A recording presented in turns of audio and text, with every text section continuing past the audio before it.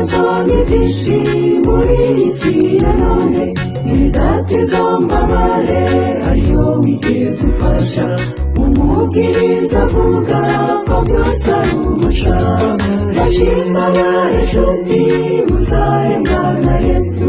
Dore iby'isi byose bigiye gushira, uzaca kumufasha bitagishoboka. Dore umutungo wawe ntacyo uzamukimaze, ndashimana inshuti uzahembwa na Yesu.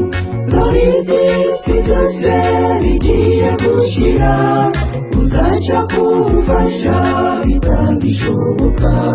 Dore umutungo wawe ntacyo uzamukimaze.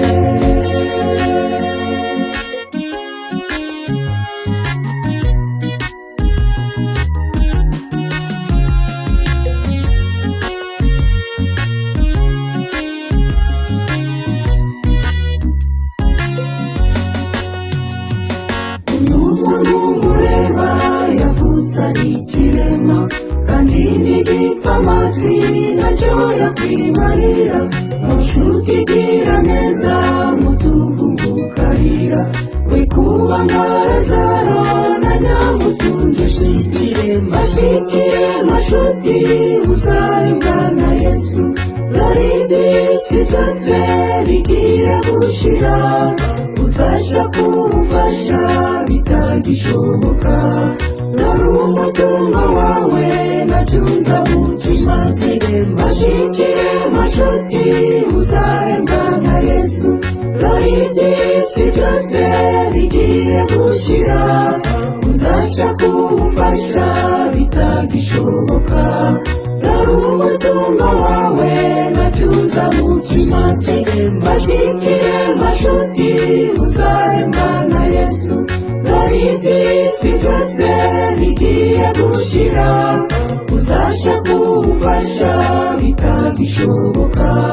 Dore umutungo wawe ntacyo uzamukimaze.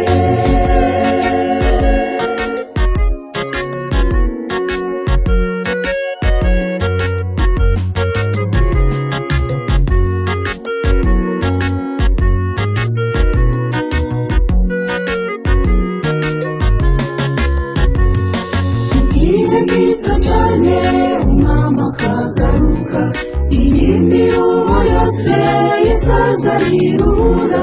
Abafashije bose azabagororera, ese nawe bene data uzagororerwa. Ibirego bizagenda, impumyi zizahumuka, ibipfamatwi bizumva, azaba ari umunsi mwiza. Cyo komeza icyo ufite utazakinyagwa, utagera mu ijuru n'igihombo bikurimo. Ibirego bizagenda, impumyi zizahumuka, ibipfamatwi bizumva, azaba ari umunsi mwiza.